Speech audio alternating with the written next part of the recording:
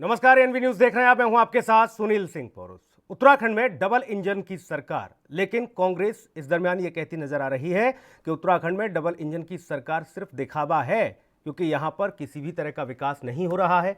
राज्य सरकार अपनी मनमर्जी से चीजें कर रही है, तो वहीं केंद्र सरकार की जो योजना है उनका भी लगातार प्रदेश भर में विरोध हो रहा है। ये विरोध किया जा रहा है कांग्रेस की ओर से, क्योंकि कांग्रेस उत्तराखंड में मुख्य विपक्षी दल है। और ऐसे में कांग्रेस की और तमाम सारी रणनीतियों के बारे में जानेंगे, क्योंकि आगामी चुनाव के लिए भी कांग्रेस लगातार अपनी जमीन को मजबूत करने में लगी है। उत्तराखंड के मैंगलोर से कांग्रेस के विधायक काजी मोहम्मद हमारे साथ जुड़े हुए हैं। काजी निजामुद्दीन सर, आप बहुत स्वागत है आपका एएनवी न्यूज में। Thank you.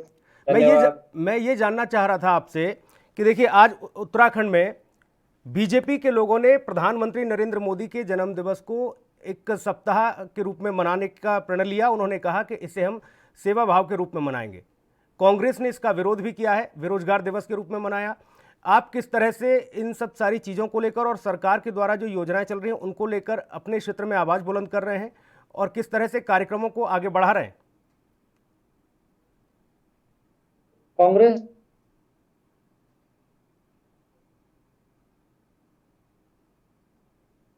काजी साहब, आवाज़ मिल रही है आपको?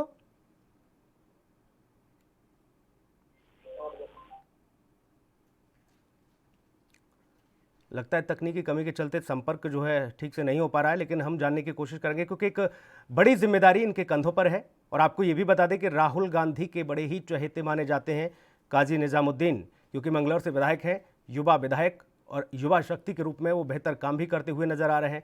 तमाम सारी मोर्चों पर उन्होंने संगठन को मजबूत करने का काम भी किया है।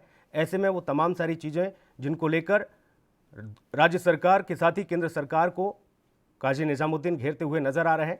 वो लगातार सरकार को आईना दिखाने का काम कर रहे हैं। धरातल पर जो काम नहीं हो रहे हैं उनका बीड़ा वो लगातार उठा रहे हैं।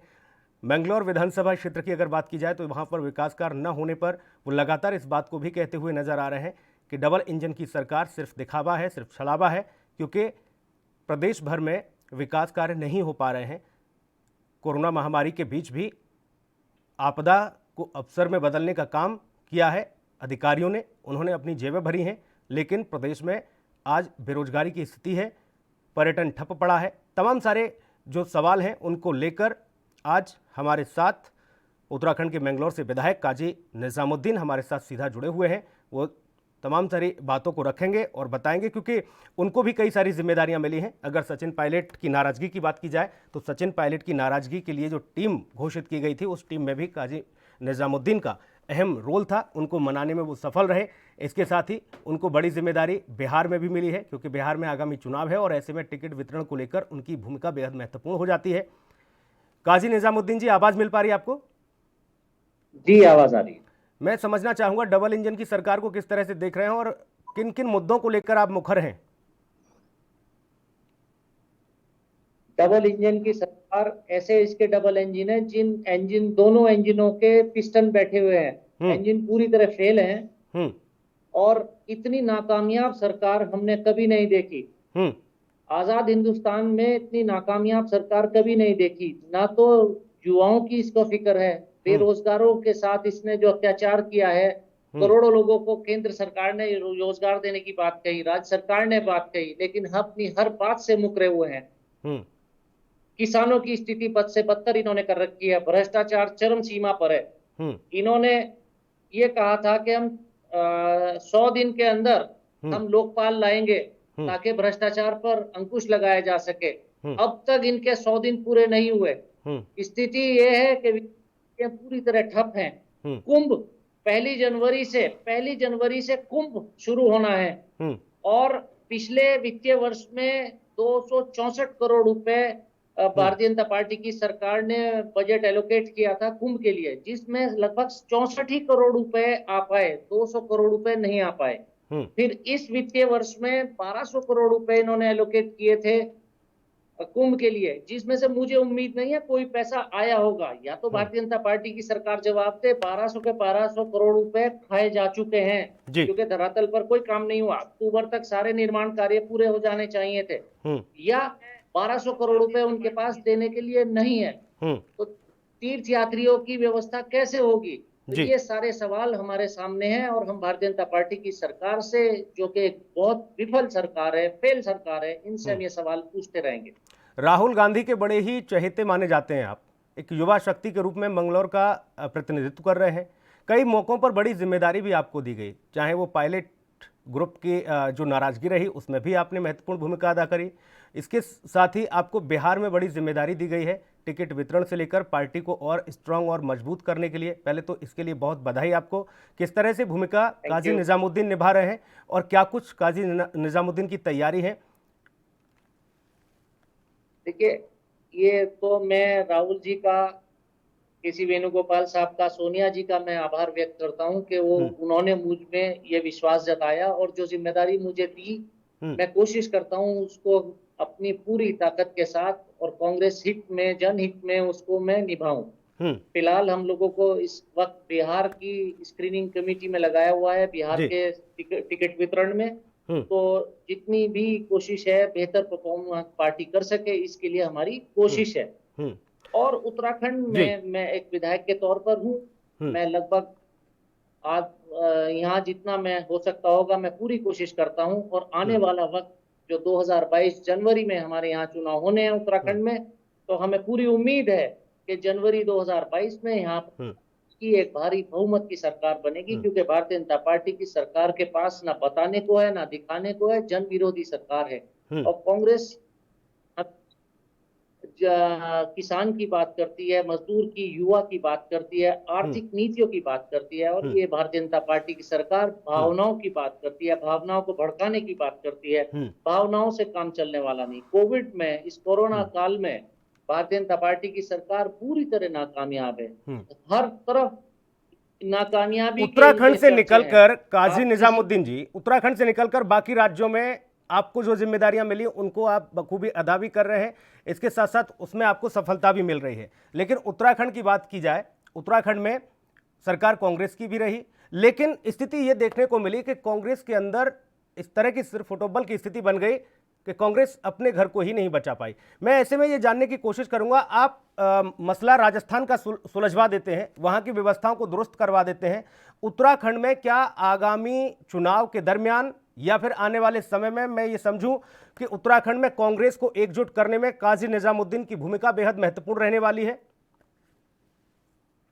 अभी कांग्रेस ने फेरबदल किया है हाईकमान ने। यहाँ पर हमारे सहयोगी, राजस्थान में हम लोग साथ काम कर रहे थे, देवेंद्र यादव जी यहाँ पर आए हैं इंचार्ज बनकर, ऊर्जावान हैं और राहुल गांधी जी के बहुत नजदीकी सहयोगी हैं। और मैं उम्मीद करता हूं कि उनके रहते हुए वो भी वहां पर राजस्थान में, जब ये पीछे सरकार को में कुछ गड़बड़ हुई थी, तो उनकी भी एक अहम भूमिका रही। वो उस अपने सारे तजर्बे को यहाँ इस्तेमाल करेंगे। और रहा सवाल यहाँ पर, देखिए, किसी परिवार में कहासुनी, खटपट थोड़ी बहुत ही हर हरे भरे परिवार में होती है, लेकिन चुनाव के मामले को लेकर, सरकार बनाने के मामले को लेकर यहाँ पर सभी नेता एक हैं। सभी जितने भी लोग हैं वो सब एक झंडे के नीचे, राज्य हित में, प्रदेश के, उत्तराखंड के हित में, देश हित में, राहुल गांधी जी, सोनिया गांधी जी के नेतृत्व में सब एक होकर यहाँ चुनाव लड़ेंगे। और आने वाले चुनाव में हम भारी बहुमत के साथ यहाँ चुनाव जीतने की तैयारी में। चुनाव में तो अभी हालांकि वक्त है, लेकिन कोरोना महामारी के बीच हम देख रहे हैं, काजी निजामुद्दीन के आह्वान पर हो, आपके क्षेत्र का मसला हो या फिर प्रदेश भर में शीर्ष नेतृत्व ने जो आह्वान किया उसके हिसाब से कार्यकर्ता निकले हैं सड़कों पर, चाहे उनके खिलाफ मुकदमे दर्ज हुए हों, चाहे उन पर लाठियां भाजी गई हों, लेकिन कांग्रेस के कार्यकर्ता लगातार अपनी आवाज़ को उठाते हुए नजर आ रहे हैं। ऐसे में काजी निजामुद्दीन किस तरह से आह्वान कर रहे हैं और क्या रणनीति अख्तियार कर रहे हैं कोरोना काल में नियमों का और तमाम कानूनों का पालन करते हुए? हमने कोरोना काल में जितने भी कोविड-19 के नियम हैं, हमने सबका पालन करने की कोशिश की। जब क्राइसिस था, हम जनता के बीच में रहे। जब लोग फंसे हुए थे, जो अप्रवासी उत्तराखंड के लोग हैं, उन लोगों को हमने कोशिश की, जहां परमिशंस कराई जा सकती थी हमने परमिशंस कराई, जिनको हम ला सकते थे हम लाए। हम चेन्नई से लेकर हम सिक्किम तक से लोगों को यहाँ लाए हैं। हो सकता है कि कुछ लोग हमारी सहयोग या हम उनको सहयोग देने में नाकामयाब रहे हों, लेकिन लेकिन इसका ज्यादातर क्रेडिट, लोग, इसका जिन लोगों श्रेय ने जो हमें है अप्रोच वो किया, राज्य हमने सरकार तो नहीं ले जा रही कहीं? निजामुद्दीन जी। एक मिनट, हम सोशल मीडिया से लेकर हमने आम तौर से हमने सभी लोगों से अपना संपर्क साध कर उनके सहयोग करने की कोशिश की, लेकिन भारतीय जनता पार्टी की सरकार का नकारात्मक रवैया पूरे देश में आपने देखा कि जो मजदूर पैदल भूखे प्यासे बीमारी की हालत में इस कोरोना में पैदल चले हैं, इन सरकारों ने पत्थर दिल होकर उनके साथ बर्ताव किया, जरा सी भी सहानुभूति उन लोगों के साथ नहीं दिखाई। और वो लाखों की तादाद में लोग उत्तराखंड में आए हैं, वो जख्म उनके दिलों में है, उनके दर्द है उनके दिल में, और उस जख्म का खामियाजा इस भारतीय जनता पार्टी की सरकार को भुगतना पड़ेगा और उनकी हाय इनको लेकर बैठेगी। उनको उनके साथ पूरा बर्ताव पूरा सलूक ये सरकार कर रही है। और जितने भी कोविड केंद्र हैं उन पर हालात बद से बदतर हैं, सब इन्होंने ऊपर वाले के भरोसे छोड़ रखा है। सरकार नाम की चीज, स्वास्थ्य विभाग नाम की चीज इस समय प्रतीत नहीं हो रही है कि कहीं कोई स्वास्थ्य विभाग हमारे यहाँ है। पूरी तरह नाकामयाब है ये भारतीय जनता पार्टी की सरकार। बिल्कुल, कुंभ का भी आपने जिक्र किया कि कुंभ की तैयारियां जो है चल रही हैं, कुंभ 1 जनवरी से शुरू होना है, उसको लेकर भी अव्यवस्थाओं का तैयारी बिल्कुल नहीं चल रही है जी। आप जाएं, अगर आप हरिद्वार में जाएं रात को जाकर अगर आप देखें तो चाइनीज लाइटें चौराहों पे जरूर मिल सकती हैं। चाइनीज लाइटें लगने से कोई उसको विकास नहीं कहा जा सकता, कोई उसमें निर्माण कार्य सरकार नहीं तो यही कह रही है कि हर तरह के स्तर पर जो है तैयारियां चल रही हैं कुंभ की। पड़ी हैं। लेकिन आप इन तमाम बातों को नकारते हुए भी नजर आ रहे हैं। यात्री कहाँ से आएंगे, यात्री रुकेंगे कहाँ, यात्रियों के रुकने की व्यवस्था क्या होगी, तीर्थ यात्री जो हैं वो खाएंगे पिएंगे कहाँ, कोई प्लानिंग नहीं है। आप जाइए, गाड़ी उठाइए, आप पूरे बाइक से पूरे शहर हरिद्वार में घूमिए, आपको कोई ऐसा काम होता नहीं दिखेगा जिसे आप कहें कि ये हरिद्वार में 2022 के कुंभ की तैयारी है। और क्यों, मैं इसका सबूत ये है कि जब आपने इसके लिए 1200 करोड़ रुपए एलोकेट किए, 1200 करोड़ रुपए सैंक्शन हुए, तो वो हैं कहाँ, कोई पैसा नहीं आया, देने को पैसे है ही नहीं इनके पास कोई पैसा नहीं है। तनख्वाहें तो ये उधार से लेकर दे रहे हैं।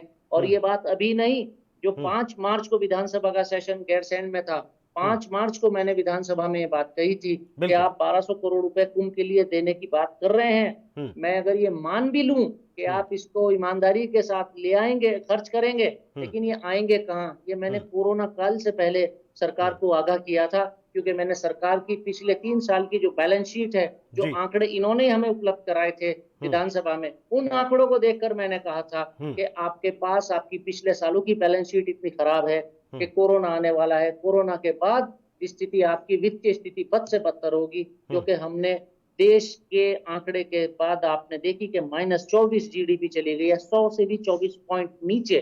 ये किसी भी दुनिया में किसी भी विकासशील देश, विकसित देश की जीडीपी ऐसी नहीं है। ये आंकड़े हमारे सामने केंद्र हैं। केंद्र सरकार से क्या अपेक्षाएं रखते हैं? क्या केंद्र सरकार, निजामुद्दीन जी, क्या केंद्र सरकार जो राज्य सरकार को सपोर्ट कर भी रही है जहां जहां जिस जिस स्तर पर, क्या वो काफी है? क्या पहाड़ को जरूरत नहीं, क्या भेदभाव नहीं हो रहा? आप ये बताएं, आपने कहा कि सपोर्ट कर रही है, मैं कह रहा हूं कि सपोर्ट कहां कर रही है। केंद्र सरकार तो राज्य सरकार का गला काटने की बात कर रही है। हमारे प्रदेश को 3400 करोड़ रुपए का जीएसटी का प्रतिपूर्ति होनी थी, रिइंबर्समेंट 3400 करोड़ रुपए का होना था। वो उन्होंने वादा कर रखा है कि 5 साल तक जो भी घाटा होगा उसकी प्रतिपूर्ति केंद्र सरकार करेगी जीएसटी में। लेकिन केंद्र सरकार ने राज्य सरकार को कह दिया कि जाओ उधार लो, उधार लो। अरे भाई, उधार लेना ठहरा, लोन लेना ठहरा तो आप लेकर दें हमें लोन, वादा आपने किया था हमको पैसे देने का। और ये वादा नहीं, आपने कानून के माध्यम से हमें कहा था कि वादा किया था कि हम आपको कानून के माध्यम से हम आपको पैसा देंगे, अपने आप ही अपना बनाया हुआ कानून तोड़ रहे हैं। तो आप लोन लें, हमें लोन दें। और रहा सवाल इसका कि चलिए इतने ही बात है कि राज्य सरकार का बजट 54,000 करोड़ रुपए का तो इस वित्तीय वर्ष में है, लगभग 48,000 करोड़ रुपए का पिछले वित्तीय वर्ष में था। हालात बहुत बुरे हैं। जब हरीश रावत जी मुख्यमंत्री थे, इस प्रदेश के हरिद्वार की जिला योजना, मैं आपको एक आंकड़ा सुना रहा हूँ, आप जरा ध्यानपूर्वक सुने और चाहें तो उस पर एक होमवर्क करें, आपको और अच्छा तो आप इस पर काम कर पाएंगे, लोकतंत्र की मदद कर पाएंगे आप ना। बिल्कुल, मैंने देखा है विधायी कार्य में बड़ी पकड़ है निजामुद्दीन जी की। एक बिंदु मैं बता रहा हूँ आपके सामने। 2016 का जो हरिद्वार का जिला योजना थी वो थी 48 करोड़ रुपए। और इस सरकार के समय 44 करोड़ रुपए है। आप ये समझिए 5 साल में महंगाई कितनी बढ़ी है। उस समय 48 करोड़ थी, अब इन्होंने 44 करोड़ कर रखी है, जिसमें कोई संभावना नहीं, अभी तक कोई पैसा नहीं आया। कब काम होगा, कब पैसा आएगा, कब लगेगा। इन्होंने तो स्थिति बद से बदतर कर रखी है। हालात खराब हैं, विकास कार्य पूरी तरह प्रभावित हैं, बेरोजगारी चरम पर है, किसानों की हाहाकार, भुगतान नहीं हो रहा किसानों का, गन्ने का भुगतान नहीं हो रहा, सिंचाई व्यवस्था चरमराई हुई है। केंद्र सरकार कहती है कि हमने सिंचाई के लिए पूरे देश के लिए 65,000 करोड़ रुपए के हमने सैंक्शन किए हैं जी। मैं दावा कर रहा हूं कि हरिद्वार जिले में, उत्तराखंड में उन 65,000 करोड़ रुपए में से 1 रुपया नहीं आया। मेरा दावा है, जवाब दें सिंचाई मंत्री और उत्तराखंड की सरकार। मेरा दावा है, मेरे दावे को मुंह दर मुंह आकर आप आमना सामना करा दिए चैनल के माध्यम से। सवाल मैं करूंगा, जवाब वो दें, या वो सवाल करेंगे, जवाब मैं दूंगा। तो आंकड़े दिखाऊंगा, मैं उनको कागज दिखाऊंगा, कोई उनके पास जवाब नहीं बनेगा। आपने हर मोर्चे पर अपनी आवाज को उठाया है, चाहे वो सदन के अंदर हो या फिर सड़कों के माध्यम से। आप लगातार मुखर होते नजर आए और तमाम सरकार को उन विकास कार्यों का जो हवाला दिया जाता है उनको लेकर आईना दिखाने का काम किया। जनता आपका किस तरह से समर्थन कर रही है? जनता में, चूंकि आप लगातार जनता के बीच जा भी रहे हैं, देख भी रहे हैं स्थिति परिस्थितियां किस तरह की हैं, कोरोना महामारी का दौर चल रहा है, ऐसे में कांग्रेस के प्रति जनता का क्या रुझान? कांग्रेस के प्रति आप देखिए, जितने भी लोकसभा चुनाव के बाद चुनाव हुए हैं पूरे देश में, विधानसभा के जितने भी चुनाव हुए हैं 2019 के बाद, सब में भारतीय जनता पार्टी की सरकार बुरी तरह पराजित हुई भी पाई गई है। जहां जहां इनकी सरकारें थी, इनकी सरकारें खत्म हो चुकी हैं। और उत्तराखंड में तो 2/3 बहुमत की कांग्रेस की सरकार यहाँ पर आ रही है, क्योंकि इनके काले कारनामे इनको लेकर बैठेंगे। वो जनता उत्तराखंड की बहुत उम्मीद के साथ कांग्रेस को देख रही है और हरीश रावत जी के कार्यकाल को, पंडित नरेंद्र तिवारी जी कार्यकाल को याद कर रही है। जब कांग्रेस की सरकारें जब जब बनी, इस उत्तराखंड में फैक्ट्रियां लगी, लोगों को रोजगार मिला, बाहर से लोग आए यहाँ रोजगार के लिए, पड़ोसी राज्यों से लेकर, और चेन्नई और बंबई और बिहार और बंगाल के लोग यहाँ पर आए रोजगार के लिए। और अफसोस की बात, इन 3 साल में जो फैक्ट्रियां कांग्रेस के कार्यकाल में लगी थी, इन 3 साल में हमने उन फैक्ट्रियों को उखड़ते देखा, उन उद्योगों को सबको यहाँ से जाते देखा, और वो उद्योग उखड़े हैं। लाखों की तादाद में लोग यहाँ बेरोजगार हुए हैं। ये भारतीय जनता पार्टी के काले कारनामे इस प्रदेश में इनकी सरकार को पलटेंगे। ऐसे में आप किस तरह से और कैसे जनता को ये भरोसा दिलाएंगे, ये आश्वस्त करेंगे जनता को कि कांग्रेस ही उनका फ्यूचर है, कांग्रेस ही उनका भविष्य है, क्योंकि कांग्रेस जो कहती है वो करती है? किस तरह से आप उन्हें भरोसे में लेंगे? क्योंकि कई मर्तबा ये देखने को मिला कि एक बड़ी स्थिति ऐसी उत्पन्न हो जाती है, जनता भी कभी कभी भ्रामक तरीके से सोचने पर मजबूर हो जाती है कि जब कांग्रेस के नेतृत्व में एकजुटता नहीं दिखती, जब कांग्रेस का नेतृत्व एकजुट नहीं दिखता, तब जनता के पास फिर विकल्प दूसरा होता है। इसलिए मैं बार बार वही सवाल आपसे कर रहा हूं, क्योंकि उत्तराखंड में प्रदेश कांग्रेस को एकजुट करके और पूरी मजबूती के साथ जनता के बीच में जाना और अपनी उपस्थिति दर्ज कराना बड़ा टास्क नहीं मानते आप? कांग्रेस की तरफ लोग उम्मीद के साथ इस वजह से देख रहे हैं कि कांग्रेस को अपने विकास कार्यों का कोई सबूत देने की जरूरत नहीं है। आप सबूत के तौर पर आप जितने सिडकुल इस प्रदेश में स्थापित हैं, जितने उद्योग इस प्रदेश में स्थापित हैं, ये सब कांग्रेस की विकास की नींव के तौर पर यहाँ खड़े हैं। जितनी चीनी मिलें यहाँ स्थापित हैं, यहाँ 10 चीनी मिलें हमने इस प्रदेश में कांग्रेस शासित और शासन के बाद 10 चीनी मिलें दी थी। और ये इतनी बदकिस्मत सरकार हमारे सामने है भारतीय जनता पार्टी की कि इन्होंने उस 10 में से 2 बंद करा दी, तीसरी बंद होने के कगार पर है। ये बदतर हालत, वित्तीय स्थिति किसान से लेकर आम लोगों की इस सरकार ने कर दी। जो उद्योग भारतीय जनता पार्टी की सरकार के सामने बंद हो रहे हैं, वो कांग्रेस के टाइम पर लगे थे। तो ये कांग्रेस और भारतीय इसके लिए किस बात को जिम्मेदार मानते हैं? कोरोना महामारी को जिम्मेदार मानते हैं, क्योंकि तमाम उद्योग धंधे, लघु उद्योग धंधे, छोटे से बड़े तमाम जो कारोबार हैं वो प्रभावित हुए हैं निजामुद्दीन जी। ऐसे में कोरोना को एक बड़ी वजह मानते हैं या फिर सरकार की नीतियों को? निर्माण कार्य उस समय हुआ, अब सब धरातल पर कोई कार्य नहीं हो रहा। ये भारतीय जनता पार्टी सरकारों के बीच में फर्क है। ऐसे में मैं केदारनाथ आपदा पूछ रहा हूं आपसे, केदारनाथ आपदा को भली भांति कांग्रेस ने उससे लड़ाई लड़ी, लोगों को, जो बेरोजगार लोग हुए थे उनको अपने पैरों पर खड़ा किया, कितने लोग उसमें बेघर हुए थे उनको फिर बसाया, जो कारोबार ठप हुआ था, यहाँ पर पर्यटन, तीर्थाटन है जिससे यहाँ पर लाइफलाइन है, की लाइफलाइन है, चार धाम यात्रा यहाँ की लाइफलाइन है, उसमें जितनी छूट टैक्सेस में दी जा सकती थी वो दी। लेकिन ये डबल इंजन की सरकार, अपने आप को कहने वाली सरकार, आज सारे व्यापारी आंदोलन कर रहे हैं कि आप हमारे टैक्सेस को छोड़ दीजिए, हमारे जितने कर हैं उनको माफ कर दीजिए। लेकिन ये गूंगी और बहरी सरकार किस नशे में चूर है, कौन से नशे में सरकार काम कर रही है, हम इस बात को सोचने पर मजबूर हैं और जनता ये सब देख रही है। और आने वाले वक्त में ये जनता इस भारतीय जनता पार्टी की सरकार का नशा उतारेगी और कांग्रेस की सरकार को यहाँ लेकर आएगी। मेरी आवाज मिल रही है आपको निजामुद्दीन जी?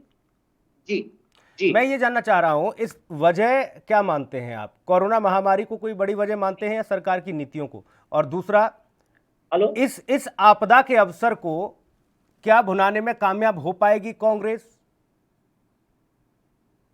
नहीं, मैं आपसे सॉरी बोल रहा हूं कि हम कभी, ये राष्ट्रीय आपदा है, प्रदेश की आपदा है, अंतर्राष्ट्रीय आपदा है, हम इसको अवसर के रूप में नहीं देखते, हम इसको एक दुर्भाग्य के रूप में देखते हैं कि ये मानवता पर एक बहुत विकट संकट है। हम इसको इस तरह से कभी नहीं देखते, लेकिन इसको हम ऐसे करके देखते हैं कि इस विकट परिस्थिति में सरकार को दीवार की तरह, चट्टान की तरह जनता के साथ खड़ा होना चाहिए था। अपने जितने साधन संसाधन है उतने साधन और संसाधन जनता के सहयोग में, सेवा में लगाने चाहिए थे, सेवा भाव से खड़ा होना चाहिए था। लेकिन भारतीय जनता पार्टी की सरकार ने इसको अवसर के रूप में देखा और उन्होंने इसको जो है चाहा कि इसको अवसर के रूप में भुनाए, लेकिन कुछ भी वो सही कार्य इस दिशा में नहीं कर पाए। केंद्र जितने भी हैं, क्वारंटाइन सेंटर्स हैं, सबकी स्थिति बदतर है। आज डॉक्टर्स जिन पर हमें फक्र है, जो पैरामेडिकल स्टाफ है जिन पर हमें फक्र है, जो पुलिस है उस पर हमें फक्र है कि वो सीना तान कर कोविड का सामना करते नजर आए। हमें अफसोस की बात ये कहना पड़ रहा है कि जिन लोगों ने अपने जान की बाजी लगा दी और कुछ लोगों ने अपनी जान दी है, कुछ लोग कोविड ग्रस्त हो गए, कुदरत ने उनकी जान बचा दी, ठीक हो गए वो लोग, उनके सेवा भाव को सरकार ने ऐसा नकारा कि वो दिन रात उन लोगों ने जान की बाजी लगाई। जितने स्वास्थ्य कर्मी हैं, डॉक्टर हैं, पुलिस कर्मी हैं, उनकी तनख्वाहें काट रही है भारतीय जनता पार्टी की सरकार। शर्म आनी चाहिए इन लोगों को कि जिन लोगों की ने अपनी जान की बाजी लगा दी, दिन रात अपने बच्चों की, अपने परिवार की परवाह नहीं की, आप उनकी तनख्वाहें काटेंगे? आप उनको इंसेंटिव क्या देते? आप उनको कोई भरपाई तो क्या करते? आप उनको कुछ और प्रतिपूर्ति तो क्या करते? तनख्वाह बढ़ाकर तो क्या देते? आप उनकी तनख्वाहें काट रहे हैं। किसानों की हालत बद से बदतर कर दी। ये किसान, ये खेत खलियान में काम करने वाले लोग, यही एक ऐसा सेक्टर है इस देश में जो इस समय किसान मजबूती के साथ मेहनत कर रहा है और देश के खाद्यान्न भंडार को भरने का काम कर रहा है।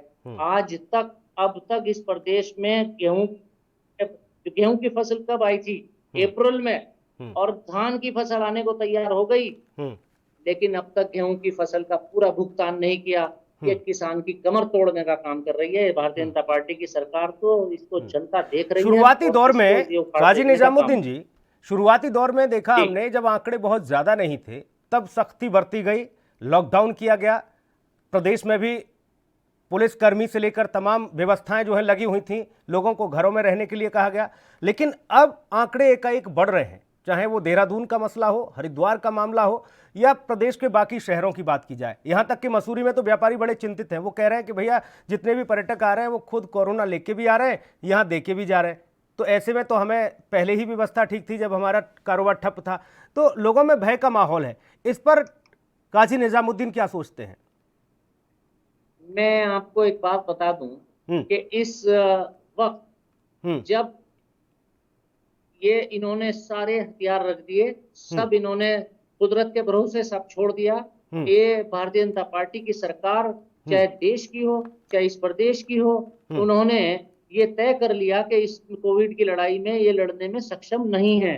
जो करेगा कुदरत करेगा, जो होगा ऊपर वाला करेगा।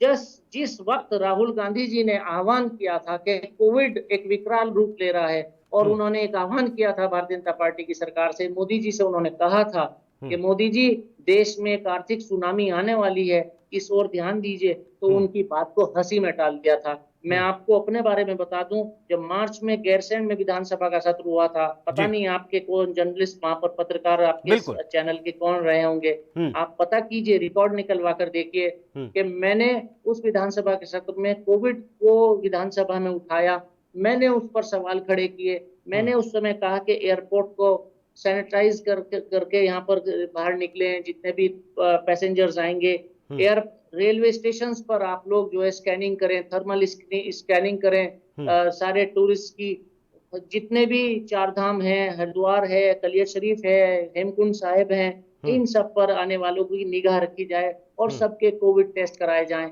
उस वक्त मैंने मास्क की शॉर्टेज की भी बात कही थी। उस वक्त मैंने अलग अलग जो समस्याएं खड़े होनी हुई हैं, मैंने आइसोलेशन वार्ड का उस समय जिक्र किया था और मैंने उस समय क्वारंटीन सेंटर्स का जिक्र किया था। लेकिन अफसोस की बात, उस वक्त जो हमारे सामने मंत्री थे, सरकार की तरफ से जवाब दे रहे थे, सरकार का जवाब हंसी में वो टाल रहे थे कोविड को। मैंने कहा ये आप इसको कोविड को हंसी में मत टालिए, ये हमें रुला देगी, आर्थिक अर्थव्यवस्था चौपट कर देगी।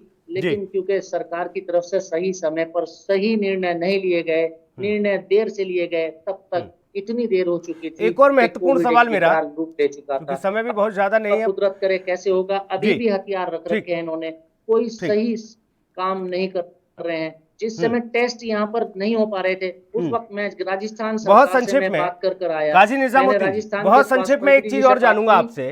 अभी हाल ही में आपको मालूम होगा, मंत्री जी से वहां बात की, मैंने कहा यहाँ गाजी निजामुद्दीन टेस्ट करा दें उत्तराखंड में, ठीक, इन्होंने वो भी मानने से मना कर दिया, सहयोग लेने से भी मना किया। ठीक, बहुत संक्षेप में, जैसे हाल ही में अभी आपको मालूम भी होगा कि उत्तर प्रदेश में पीपीई किट घोटाला, उत्तर प्रदेश ही नहीं बाकी कई राज्यों में पीपीई किट का मसला चल रहा है।